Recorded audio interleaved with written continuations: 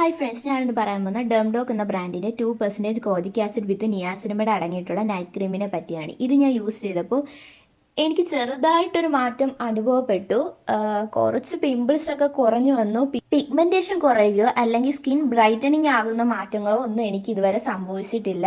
ഞാനൊരു 2-3 വീക്കോളം ഉപയോഗിച്ചു. പക്ഷേ പിമ്പിൾസ് കുറവുണ്ട്.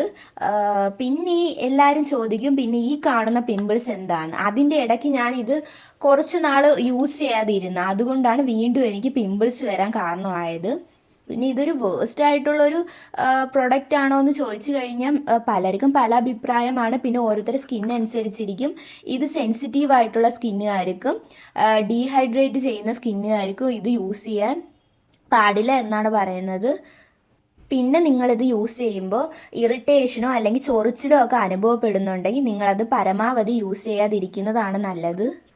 ഇതിൻ്റെ റേറ്റ് വന്നിരിക്കുന്നത് 360 ആണ് റേറ്റ് വന്നിരിക്കുന്നത്. ഓൾ സ്കിൻ ടൈപ്പാണ് പറഞ്ഞിരിക്കുന്നത്.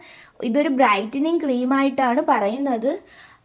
ഇത് യൂസ് ചെയ്യേണ്ടത് കുറച്ച് തിക്കായിട്ട് എടുത്തിട്ട് വേണം നമ്മൾ ഫേസിൽ അപ്ലൈ ചെയ്യേണ്ടത്. ഫേസിൽ അപ്ലൈ ചെയ്യുന്നതിന് മുമ്പേ നമ്മുടെ ഫേസ് വാഷ് ചെയ്തിട്ട് വേണം ഇത് അപ്ലൈ ചെയ്യാൻ. പിന്നെ അത് കുറച്ച് സമയങ്ങൾക്കകം ഇത് നല്ലപോലെ സ്കിന്നിൽ അബ്സോർബ് ആവുന്നതായിരിക്കും. അപ്പോൾ ഇഷ്ടമുള്ളവർ ഇത് വാങ്ങേണ്ടതാണ്. പക്ഷേ എനിക്കിട്ടപ്പോൾ ഇത് നല്ലൊരു മണമാണ് ഇത് ഫീൽ ചെയ്യുന്നത്. അപ്പോൾ എനിക്ക് ഈ ബ്രാൻഡ് ഇഷ്ടമായി. അപ്പം നിങ്ങൾക്ക് ഇഷ്ടമുണ്ടെങ്കിൽ ഇത് വാങ്ങുക.